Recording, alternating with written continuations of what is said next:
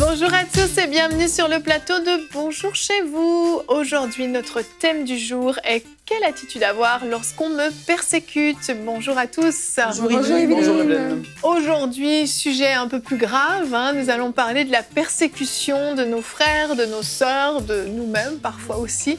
On va voir qu'il y a différents niveaux, types de persécution, mais ce qui ressort, c'est surtout ce qu'on ressent quand on est persécuté. On peut vivre une persécution peut-être petite à vue d'œil, mais ça peut nous blesser tout autant qu'une grosse persécution.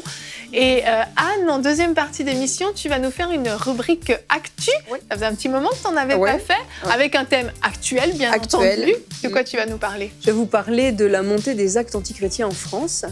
Alors, ça peut paraître quelque chose d'un peu négatif, mais je vais terminer sur une note très positive, donc restez avec nous. Il ne faut pas seulement sortir les mouchoirs, mais on va vraiment voir les bonnes nouvelles de ce que fait Dieu en France aussi. C'est super, merci Anne, on se réjouit d'entendre parler de tout ça et nous allons commencer notre émission avec toi Nadine dans la pensée du jour.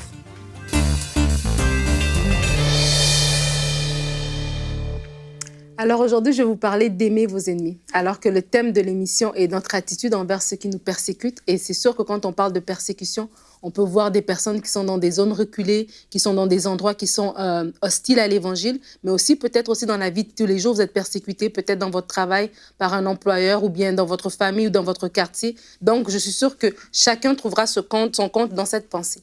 Et je vais commencer par vous raconter une petite histoire, un souvenir d'enfance que je peux partager avec vous. C'est lorsque j'avais 9 ans et pour la première fois, j'ai entendu un coup de feu. On était dans la maison de ma grand-mère, en fait, on jouait devant sa maison et j'ai entendu le coup de feu. Et la première fois, c'est comme un pop, ça, tu ne réalises pas vraiment que c'est un coup de feu. Et c'est au deuxième coup qu'on a senti que là, vraiment, c'était du sérieux. On est parti à courir. Et je me rappelle avoir eu ce sentiment dans mon cœur d'angoisse, de crainte et de peur. Et vraiment, pour les gens nos frères et sœurs qui sont dans des zones dangereuses, qui sont persécutés pour leur foi, ce sentiment est vraiment réel. Et à ce sentiment, bien sûr, peut se rajouter du ressentiment ou carrément de la haine envers ceux qui nous en veulent, ceux qui nous veulent du mal sans raison. Et à moindre échelle aussi, peut-être qu'il y a des gens parmi vous qui aussi vivaient de la persécution dans votre travail ou dans votre famille, mais quelle attitude à avoir? Et peut-être que pour vous, votre vie n'est pas menacée, comme pour nos frères qui sont dans des zones dangereuses, mais vous n'êtes pas moins acculés, contrariés et agacés. Et devant le persécuteur, devant celui qui nous maltraite, devant celui qui nous vilipende, celui qui nous critique, on veut se défendre. On veut se défendre, on veut vraiment se défendre, donner coup pour coup. Et le sentiment qui remonte dans nos cœurs la plupart du temps, c'est de la haine. Et les disciples aussi ont connu ce sentiment. Dans Luc 9, au verset 51-55, la Bible dit « Lorsque le temps approcha où Jésus devait être enlevé de ce monde, il décida de manière résolue de se rendre à Jérusalem. Il envoya devant lui quelques messagers. En cours de route, ils entrèrent dans un village de la Samarie pour lui préparer un logement. Mais les Samaritains lui refusèrent l'hospitalité parce qu'il se rendait à Jérusalem. En voyant cela, ses disciples, Jacques et Jean, s'écrièrent « Seigneur, veux-tu que nous commandions à la foudre tomber du ciel sur ces gens-là pour les réduire en cendres ?»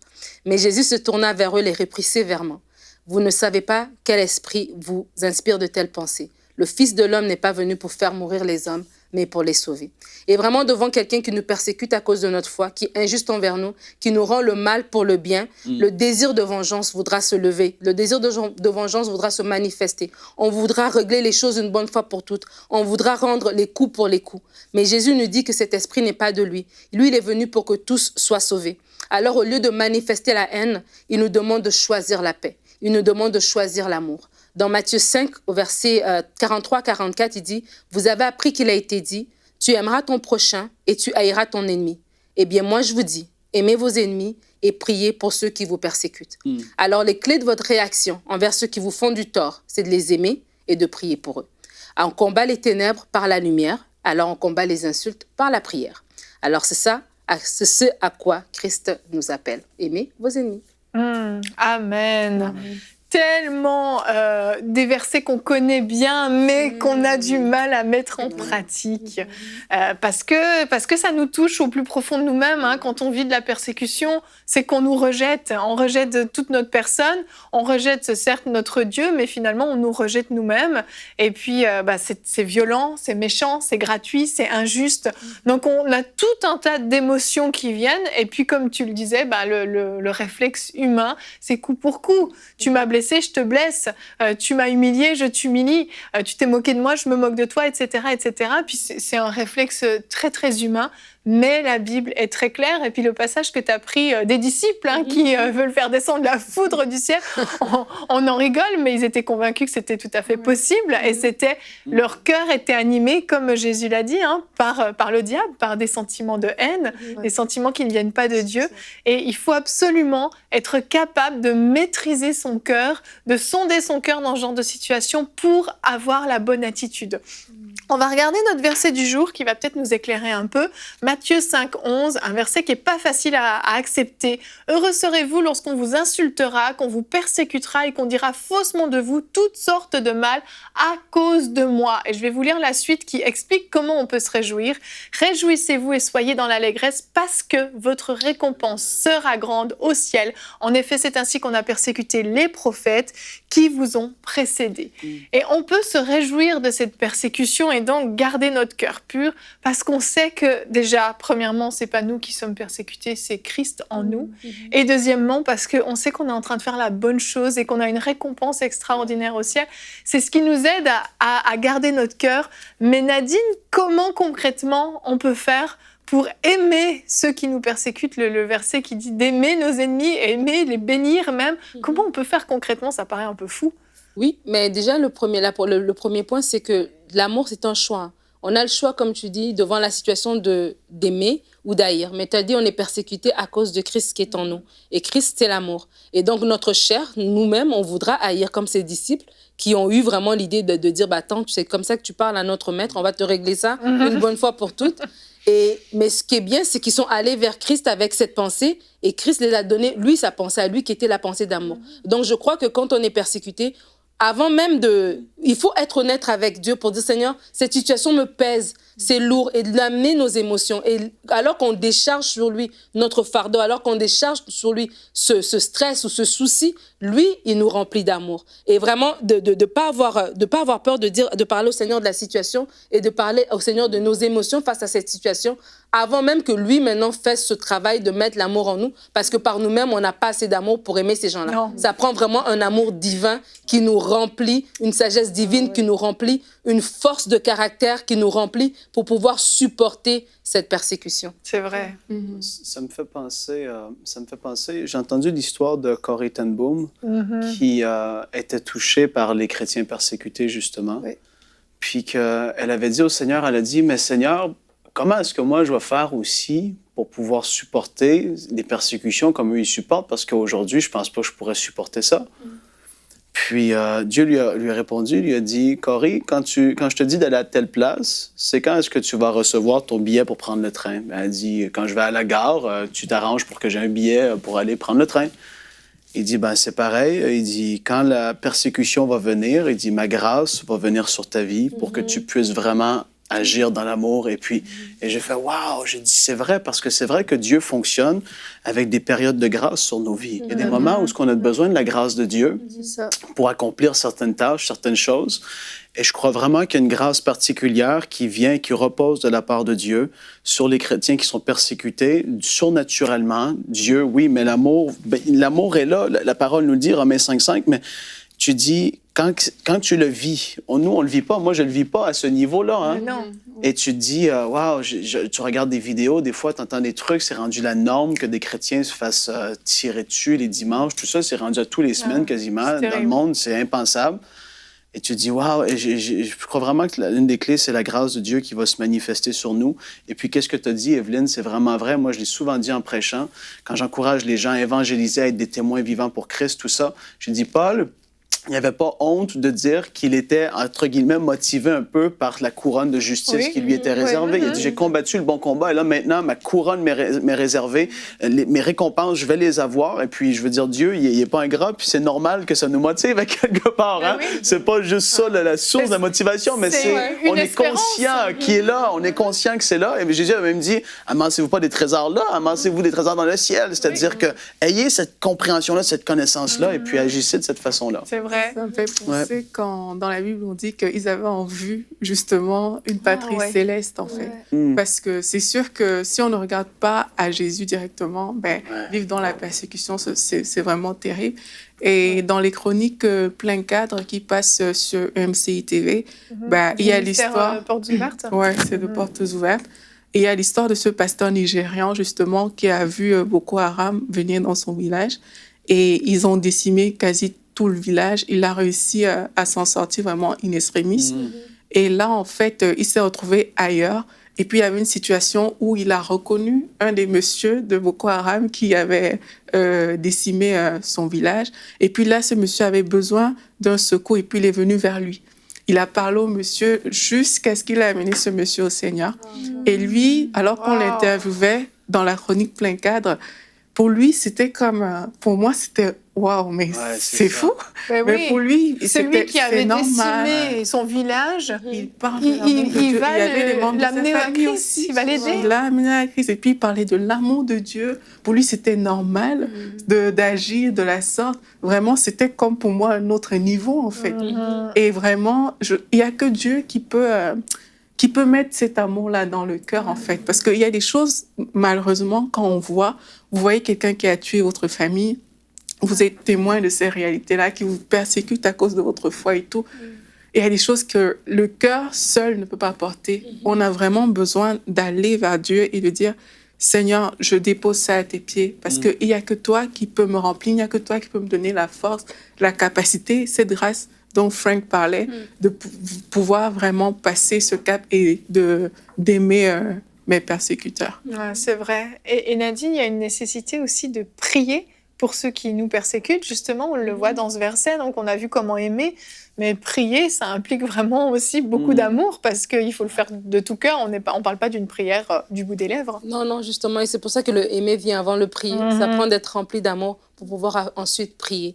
Et je crois que vraiment, il faut méditer sur ces versets-là, justement, si vous êtes dans des situations de persécution. Et là, on parle à grande échelle comme à petite échelle. C'est ça. Donc, c'est sûr que ce n'est pas tout le monde qui nous regarde, qui est dans des zones, sont dans des zones à risque, mais peut-être vous avez une persécution qui est dans votre vie, comme tu l'as dit, que vous ressentez fortement d'être persécuté. Mais méditez sur ces versets qui parlent de l'attitude à avoir contre l'ennemi. Et cette posture mentale que l'amour est votre choix et l'amour est le bon choix. L'amour est le choix de Dieu. Et choisir l'amour, c'est vraiment choisir d'être dans l'équipe de Dieu. Parce que les circonstances peuvent déjà nous dire que peut-être que non, choisir l'amour, c'est choisir la faiblesse, mais c'est de choisir d'être dans l'équipe de Dieu. Et je dirais aussi de comprendre qu'on ne lutte pas contre la chair et le sang. Éphésiens 6 et 12 nous dit qu'on lutte contre des principautés. Et vraiment, et c'est ça qu'il faut comprendre, que les gens qui sont devant nous, c'est comme une espèce de devanture, en fait. Il y a quelque chose derrière, il y a un esprit de destruction derrière. Il y a Satan qui travaille très dur pour vraiment venir casser tout ce que le Seigneur fait. Et donc, nous prions pour que leurs yeux s'ouvrent,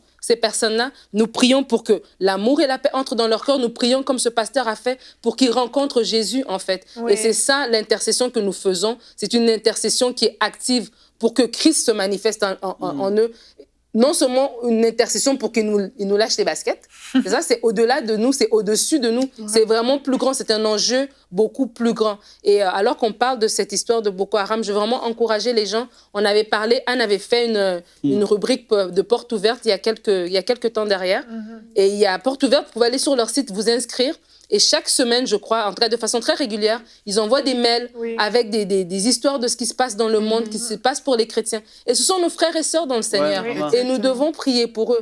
Donc, et vraiment, ils donnent des sujets de prière. Ils donnent des sujets de prière vraiment concrètes. Et quand il y a des nouvelles, ils nous donnent même des updates sur ce qui se passe. Donc, on voit vraiment que la prière collective, elle est efficace, en fait. Et même ces personnes, toujours dans les chroniques plein cadre, je me souviens de 2 adolescentes persécutées, quand on leur demande « Qu'est-ce que vous voulez ?» en fait, elle dit « Prier pour ces gens ». Elle ne demande pas le secours, elle ne demande pas ça. Elle dit « Mais priez pour ces gens-là parce qu'ils ont besoin de rencontrer le Seigneur. S'ils font la même expérience que nous, mais leur vie sera aussi transformée. » Donc, moi, je trouve que c'est fort.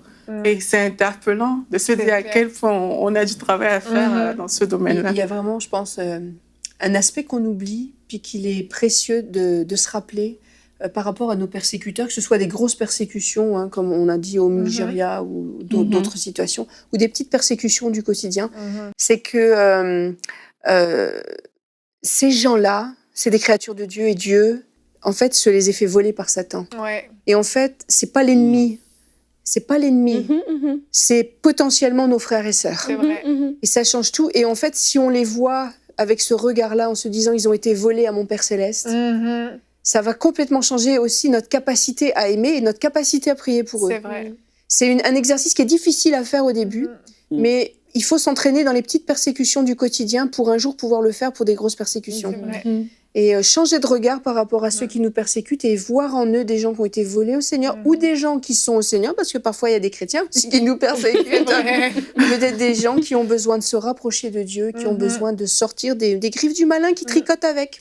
Mais c'est vrai ce que tu dis, parce que moi je pense à Paul sur le chemin de Damas, quand Jésus se révèle à lui. Jésus dit pas « mes enfants que tu persécutes » ou mes disciples, mes serviteurs que tu persécutes. Il dit « c'est moi que tu persécutes ». Exactement, oui. Et tout comme quand un chrétien est persécuté, c'est Christ qui est persécuté, et ben celui qui persécute, c'est le diable qui l'agite finalement. Et c'est ça. Et réussir à dissocier la personne de... Vas-y. Le même esprit, mon frère. Le même esprit qui habite.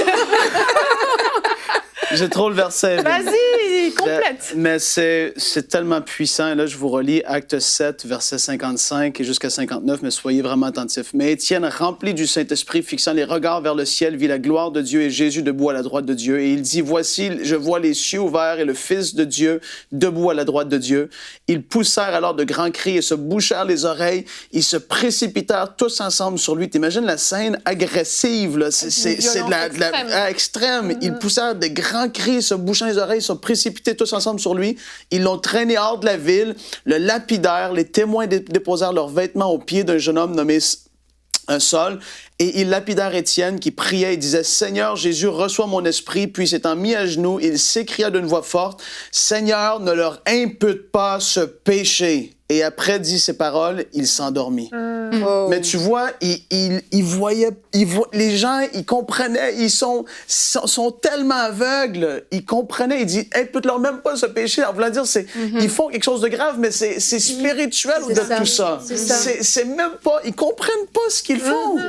Et c'est quand tu lis ça et tu vois l'agressivité qui était là et tu vois Étienne qui est tellement rempli d'amour, et moi, ça me dépasse, c'est tellement puissant. On voit qu'ils ne comprennent pas puisque Saul, à ce moment-là, il était là, il a assisté à la lapidation d'Étienne. Mais quand Jésus se révèle à lui, il se convertit. Donc c'est bien la preuve qu'il ne saisissait pas ce qui se passait. Du tout. Ouais. Oh, beau travail d'équipe. Continuez, vas-y. On doit s'arrêter parce qu'on va laisser la place à Anne qui a une très belle rubrique actu qui a préparée. Donc on lance tout de suite la rubrique actu. Anne, on t'écoute, tu vas nous parler justement de la France. On a beaucoup d'amis en France qui nous suivent. Exactement. On parle de plusieurs pays, en général dans Bonjour chez vous. Aujourd'hui, c'est la France parce que justement, il y a une montée des actes anti-chrétiens en France alors. Exactement. Justement, ça fait quelques semaines, il y a eu l'incendie de Notre-Dame et ça a ravivé certaines discussions. Effectivement. Parce que ça a rappelé à beaucoup qu'en France, il y a de plus en plus d'églises qui sont régulièrement dégradées, voire complètement détruites. Et justement, j'avais été interviewée à cette occasion-là par une télévision chrétienne anglophone. Ils voulaient savoir comment, en tant que chrétiens, on considérait toute cette montée de la violence contre les chrétiens en France, en tout cas des actes de vandalisme, des actes de dégradation volontaire.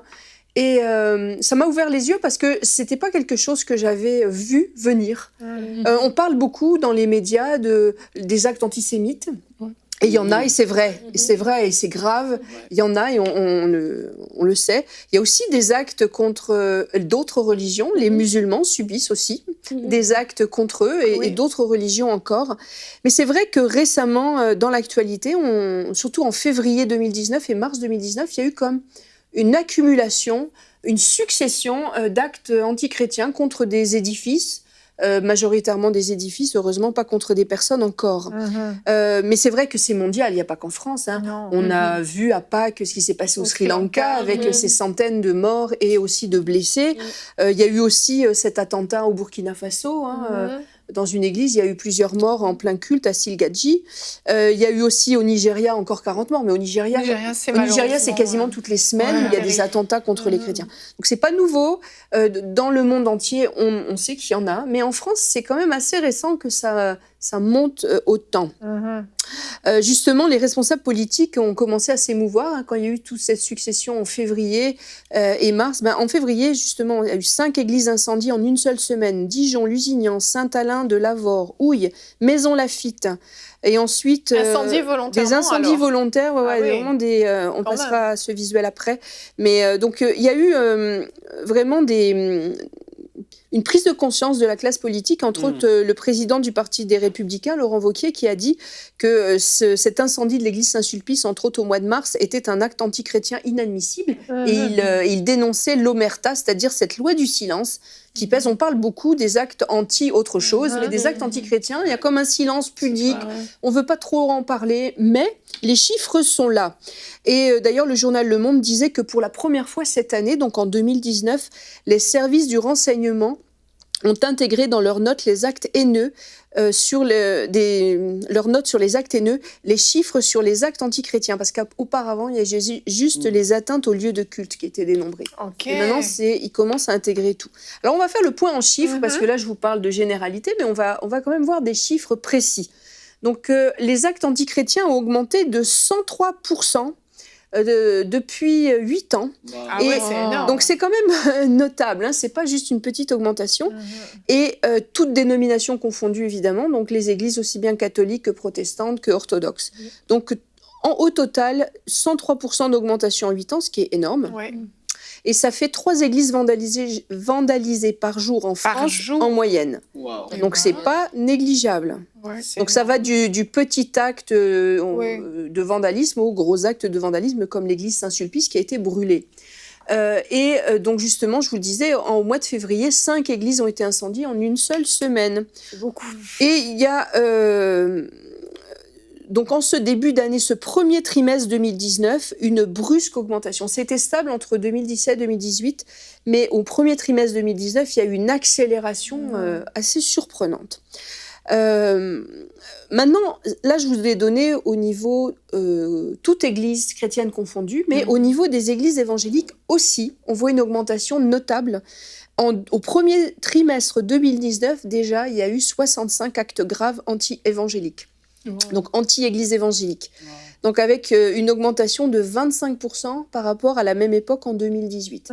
Et puis vous avez peut-être... Ça commence très mal. Et si vous avez suivi les actualités récentes des églises en France, vous savez que l'ADD Angoulême, l'église Assemblée de Dieu d'Angoulême, a été complètement saccagée. Ok, j'ai pas vu ça, non. T'avais pas vu ça. Et aussi le 22 avril, il y a eu 70 croix vandalisées en une seule journée dans le Gard. Donc la région de Nîmes. Et d'ailleurs, sur France 2, ils ont qualifié ça de mauvaise blague, mais quand c'est 70 en une journée, c'est plus de la mauvaise blague. Et donc, les actes antichrétiens sont souvent minimisés par les médias, c'est ça, on a un silence pudique, on minimise, et puis on qualifie ça de mauvaise blague. Mais le Conseil national des évangéliques de France demande aux autorités françaises de réagir et de prendre ça au sérieux. Parce qu'il faut arrêter de minimiser à un moment donné. On va passer au visuel suivant. Je vais vous montrer d'autres chiffres pour comparer un petit peu. Donc, on a comptabilisé, là j'ai les chiffres de l'année 2018, 1063 actes antichrétiens en 2018. 90% c'était contre des édifices religieux. Heureusement, pas encore contre des personnes, mais on sait que les actes antisémites, c'est contre des bâtiments et des personnes. C'est ce que j'allais dire. Parce que les actes antisémites sont très graves. Il y en a moins, je vais vous donner les chiffres après, mais ils sont parfois très graves. Ça va jusqu'au crime et des choses odieuses. C'est vrai. Donc là, on en est, grâce à Dieu, pas encore là, mais quand même. Ça commence à vraiment être préoccupant. Donc justement, le visuel suivant, je vais vous montrer quelques chiffres pour comparer. Donc 1063 actes antichrétiens, 541 actes antisémites. Donc il y en a eu moitié moins. Mais je veux quand même temporiser en disant que souvent ils sont plus graves. Ils sont plus graves, oui. Et par comparaison, entre 2017 et 2018, il y a quand même eu 74% d'augmentation aussi des actes antisémites. Et par comparaison aussi, nos amis musulmans, 100 faits d'actes anti-musulmans et qui sont quand même en baisse par rapport aux années précédentes. En 2017, il y en avait eu 121. Et donc, c'est encourageant. Il y en a eu 100, donc 21 de moins. C'est ça. Et donc, mais bon, en réalité, c'est certainement plus élevé, mais les gens ne portent pas plainte. Et donc, les seuls qui sont comptabilisés, c'est les actes qui font l'objet d'une plainte. C'est ça, on ne sait pas tout. On ne sait pas tout. Et c'est vrai que le service central des renseignements, du renseignement territorial décompte les actes, aussi bien qui ont été rapportés par plainte, mais aussi ceux qui sont rapportés par les journaux. Mais il y en a beaucoup qui sont rapportés ni par l'un ni par l'autre. Donc, on ne sait pas tout. Mais je ne veux pas en rester là. Je veux quand même faire un volet bonnes nouvelles. Ben oui. On va faire un volet bonnes nouvelles. L'actu, c'est pas que de la mauvaise L'actu, c'est pas que de la mauvaise nouvelle, parce que oui, il y a une montée des actes antichrétiens en France, mais il y a aussi une puissante action de Dieu en France, avec une augmentation significative des églises évangéliques, et on se réjouit de ça. Amen. Alors, pour quelques chiffres, parce que bon, les bonnes nouvelles sans chiffres, pour moi qui suis Madame Chiffre, ça prend des chiffres. C'est intéressant. Donc en France, il y a 650 000 chrétiens évangéliques. Ça a été multiplié par 10 en 50 ans. Et même, j'avais un autre chiffre, c'était... Eh ben non, j'ai pas noté cet autre chiffre, mais en tout cas, dans les 10 dernières années, je crois que ça a doublé. Non, oui, c'est ça. Dans les 10 dernières années, ça a presque doublé. Ah oui, c'est pas mal. Donc, c'est une multiplication par 10 en 50 ans, mais c'est exponentiel. C'est-à-dire que ces derniers temps, ça augmente encore plus vite. Ça représente 1% de la population. Bon, là, il n'y a pas de quoi crier cocorico, mais quand même, c'est très encourageant. C'est mieux que 0,5. Même que 0,5. Moi, je vois toujours les positifs. Exactement. Mais ce qui est encourageant, c'est qu'il y a quand même 35 églises nouvelles par an, des églises évangéliques nouvelles par an qui ouvrent en France. Ça fait une ouverture tous les 10 jours. C'est pas mal. Et moi, ça m'encourage parce que je me souviens avoir fait des recherches à un moment donné sur le réveil au Pérou. OK. Et il y avait 26 ouvertures par mois de nouvelles églises au début du réveil au Pérou. Ah ouais. Alors je me dis, mais une ouverture tous les 10 jours, on est en bonne voie. Ben oui, on n'en est pas encore au niveau du Pérou, mais quand même, je trouve que ça paraît bien. Ça fait 2 à 3 par mois, c'est pas mal. Ben ouais. Et donc, on dénombre au total 2560 évangéliques en France, dont 2270 sur le territoire métropolitain. Alors, je vais vous montrer quelques belles cartes. Moi, j'aime les cartes. J'aime les chiffres et les chiffres et des cartes. Alors, on va passer des cartes. Et ces cartes nous ont été aimablement, prêtées, fournies par le Conseil, justement, le Conseil national des évangéliques de France, qui fait un très beau travail. Et ces cartes ont été l'objet du travail de monsieur Daniel Lichty. Qu'est-ce que représentent ces cartes? Donc, c'est les églises protestantes évangéliques en France. C'est un livret cartographique 2017. Donc, c'est quand même assez récent. Oui. Donc là, vous avez le nombre d'églises locales par ville. Alors, vous allez voir qu'il y a beaucoup d'églises à l'est du territoire et que l'ouest est un peu moins bien pourvu. On dit qu'il y a des déserts évangéliques. Je sais que ma sœur a habité pendant un temps dans le Massif central, donc au centre de la France, et elle devait faire 45 minutes pour aller à l'église. Ben, on le voit sur la carte, c'est vrai que c'était assez désertique et c'était en plus une petite église, donc il fallait être motivé. Mais par contre, je voudrais faire 3 remarques même. La première, c'est région parisienne, est de la France et sud de la France, vallée du Rhône. On voit qu'il y a quand même une concentration d'églises ici. Et je souriais parce que je me disais, en fait, c'est le reflet aussi de l'histoire de l'église récente en France. Parce que il y a beaucoup après la guerre d'Algérie, pas pendant la guerre d'Algérie, il y a beaucoup de ce qu'on appelait les pieds-noirs, c'est-à-dire les descendants des anciens colons d'Algérie qui se sont réfugiés en France pendant la guerre. Et ces gens-là ont massivement été évangélisés pendant le réveil d'Algérie dans les années 50. Il y avait eu un réveil avec, entre autres, Douglas Scott. Et il y avait eu beaucoup de conversions. Et ces gens-là, quand il y a eu la guerre d'Algérie, ils sont partis en France. Et j'allais dire, ça a été un effet bénéfique de leur rapatriement en France, c'est-à-dire qu'ils ont constitué aussi une base solide pour les églises évangéliques. Puis ils se sont réfugiés beaucoup dans cette région du sud de la France, aussi région parisienne. Donc il y a un petit reste de ça. Effectivement. Mais aussi, il y a toute la population immigrante qui a grossi les rangs des évangéliques de manière très significative. Dans toute la vallée du Rhône, région parisienne et sud de la France. C'est notre diaspora africaine, notre chère diaspora africaine et notre diaspora antillaise. C'est vrai. Parce que ce sont des gens qui sont de bons chrétiens, fidèles à Dieu et remplis de l'esprit. Et on voit des églises bien vivantes qui grossissent à une vitesse quasiment exponentielle dans ces régions-là, vallée du Rhône, sud de la France et Paris. Et même ailleurs en France. Oui, c'est vrai. Donc, c'est vraiment la force vive de l'évangile en France, c'est les églises de la diaspora, africaines et antillaises. Pas seulement, je veux dire, les églises de souche aussi prospèrent, mais moins vite. Et on est vraiment ravis de voir que c'est quasiment une puissance, une force missionnaire sur le territoire français, et ça nous réjouit. Oui. Je vais vous montrer une deuxième carte. Alors, c'est un nom très scientifique. Le taux de pénétration, le nombre d'églises pour 10 000 habitants. Alors ça aussi, c'est intéressant. Ça signifie, tout ça. Et alors, regardez un peu. Moi qui suis férue d'histoire de l'Église, je souris parce que je vois aussi les restes. Les stigmates, mais de bons stigmates. Parce que regardez, la zone la plus dense, c'est la zone qui comprend le Gard, la Lozère, la Drôme et l'Ardèche. Et moi, ça m'allume des lumières parce que c'est la zone où il y avait tout ce réveil des Cévennes. C'est des terres huguenotes, c'est des terres historiquement protestantes. Et je le vois parce que l'héritage évangélique, il est toujours présent. Et aussi dans l'Est de la France. Oui. Parce que dans l'Est de la France aussi, ce sont des terres protestantes historiquement. Et ça ne veut pas dire que dans le reste du territoire, il n'y avait pas eu de traces du protestantisme, mais ça a été très sévèrement réprimé. Et j'allais dire, le seul endroit protégé qui était resté, c'était toute cette zone des Cévennes, où les chrétiens s'étaient cachés et on n'a pas pu... Enfin, c'était à l'époque Louis XIV, quand on voyait ces dragons, on n'a pas pu les éradiquer. Oui. Et on en voit encore la trace maintenant. Donc, c'est encourageant. C'est vrai. Ça me fait sourire, en tout cas. Bon pied de nez avec moi. Ouais, on sourit, Anne. On va passer à une troisième carte. C'est encore un taux de pénétration, mais dans les départements d'outre-mer. Ok, Parce que la France, c'est pas que la métropole, c'est aussi l'outre-mer, et on salue nos frères et sœurs. Il y a de la belle couleur, là, on voit que ça marche bien. Et c'est de la très belle couleur, parce que c'est de la couleur la plus dense. Oui. Et c'est vrai qu'il y a eu des réveils, et encore en ce moment, il y a eu des réveils puissants dans la population des dom-toms. Guadeloupe, Martinique, Guyane, Réunion, on sait qu'il y a eu un gros réveil dans les années 60 et il y en a encore les traces maintenant. Mayotte est un peu moins bien lotie. On sait que Mayotte, c'est une terre musulmane. C'est ça, voilà. Donc c'est déjà bien que ça apparaisse. Donc c'est déjà bien que ça apparaisse. Mais Guadeloupe, Martinique, c'est vraiment très dense. Et même c'est rouge, mais c'est un rouge plus foncé que sur le territoire de la France.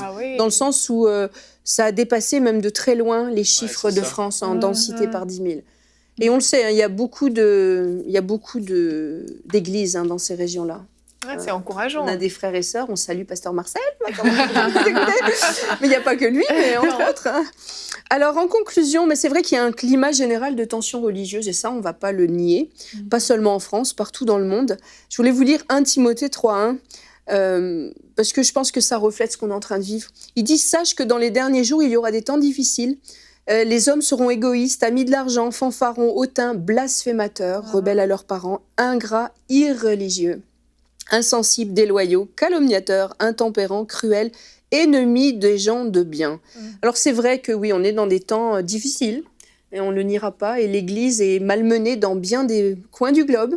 Et c'est nouveau, dans les pays occidentaux, on n'est pas habitué depuis plusieurs siècles à se faire malmener. C'est vrai. On l'a été, ça fait 250 ans, 300 ans en arrière, on a été malmenés en tant que chrétiens. Chrétiens évangéliques, je veux dire, chrétiens protestants évangéliques. Mais c'est nouveau, les jeunes générations n'étaient pas habituées à ça, mais c'est une réalité à laquelle il va falloir commencer à s'habituer. Mais l'esprit se répand, et les églises se réveillent, se multiplient. Chaque jour, il y a des âmes qui se donnent à Jésus. Amen. Alors, au lieu de s'affoler, puis de sortir, je ne sais pas, le sac et la cendre, à cause de ces actes antichrétiens, on va plutôt se réjouir que l'Église avance, et que on sait que ça n'ira pas sans opposition. Mais on est des vainqueurs, plus que vainqueurs. Amen. Et donc, redoublons de prière pour la francophonie. Et puis, on est une chaîne francophone et on se fait profession d'emporter par nos bouches la parole de Christ dans toute la francophonie. Alors, on le sait, que les églises se réveillent partout dans le monde, que l'œuvre se fait, qu'il y a des gens qui se donnent à Christ. Et prions, parce que nos églises locales et des gens comme nous, à EMCI, on travaille pour ça.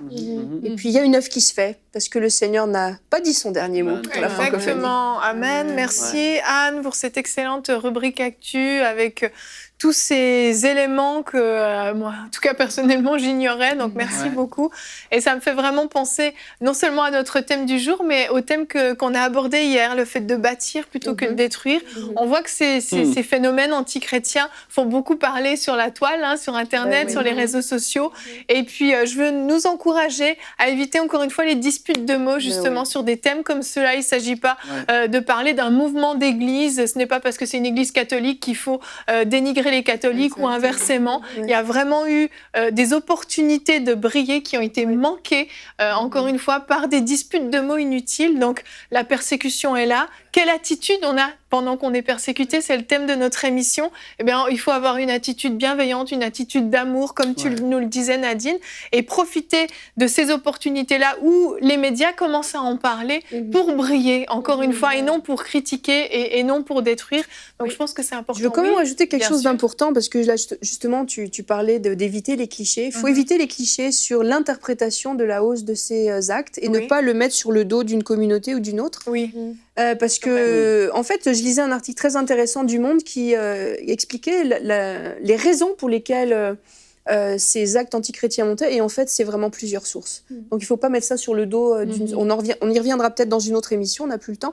Mais il ne faut pas mettre ça sur le dos d'un seul type de personne. Il y a de multiples causes et ça me fait dire une chose, c'est que ce n'est pas donc les individus qu'il faut accuser, mais c'est vraiment une mentalité, un esprit qui s'attaque de différentes manières à l'Église de Christ. Exactement, c'est bien que tu en parles effectivement parce qu'on sait d'où ça vient et comme tu le disais dans ton verset, je crois que c'est toi qui disais qu'on n'a pas à lutter contre la chair et le sang.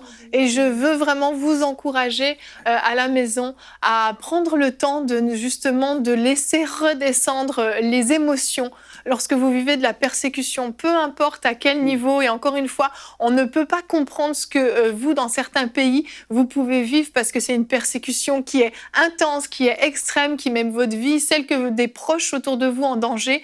Donc, on ne peut pas comprendre ce que vous pouvez vivre, mais on ne peut que vous encourager à garder votre cœur, comme le Seigneur nous l'a dit, vraiment à garder notre cœur, à aimer nos ennemis, à prier pour ceux qui nous persécutent, à prendre vraiment des décisions que, quoi qu'il arrive, on ne va pas se laisser influencer par la haine, par un désir de vengeance, parce que ça ne portera aucun fruit, mais comme dans le témoignage qu'Aurélie nous a partagé, ce magnifique témoignage, où on voit que cet homme-là, au lieu de réagir face à la persécution, a décidé de bénir cet homme qui avait malheureusement contribué à la destruction d'un village.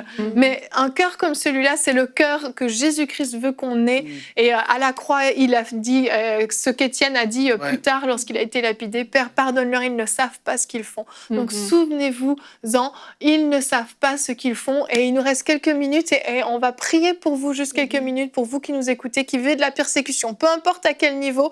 Seigneur, nous te prions pour nos frères, pour nos sœurs qui sont acculés, certains qui ont leur vie en danger, d'autres qui sont humiliés dans leur famille, humiliés par leurs collègues, humiliés dans leur environnement. Père, je te prie au nom de Jésus de fortifier leur foi, de les solidifier, qu'ils soient forts et surtout qu'ils aient ton amour qui soit déversé en eux. Comme on l'a dit dans cette émission, Père, par nous-mêmes, on ne peut aimer ceux qui nous persécutent, mais ton amour a été déversé dans nos cœurs afin que nous aussi, nous puissions aimer ceux qui nous persécutent. Alors Père, je te prie vraiment de fortifier mon frère, ma sœur qui nous écoute en ce moment, de les protéger aussi, Seigneur, que leur vie soit protégée, que surnaturellement des anges interviennent pour protéger leur vie, afin qu'ils puissent continuer à briller et à être des témoins de ton amour et de ta grâce infinie. Merci pour leur vie, Seigneur. Amen. Amen. Amen. Amen.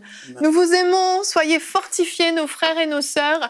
Et on vous le redit, nous vous invitons à vous inscrire à la lettre de nouvelles du ministère Portes Ouvertes qui fait un travail extraordinaire pour nos frères et nos sœurs persécutés. Vous pouvez aller voir sur leur site portesouvertes.com, c'est ça, .com. On se retrouve demain. Notre thème sera « Quel est l'état de ton cœur ?» Nous allons sonder nos cœurs demain et voir ce qu'il s'y trouve. Et nous aurons la rubrique « Pasteur, j'ai une question » et « Culture et médias ». Et nous allons nous retrouver entre nous, mes chers amis. Nous allons finir la semaine tous ensemble dans la joie et la bonne humeur. Merci à tous de nous avoir suivis et bonjour chez vous.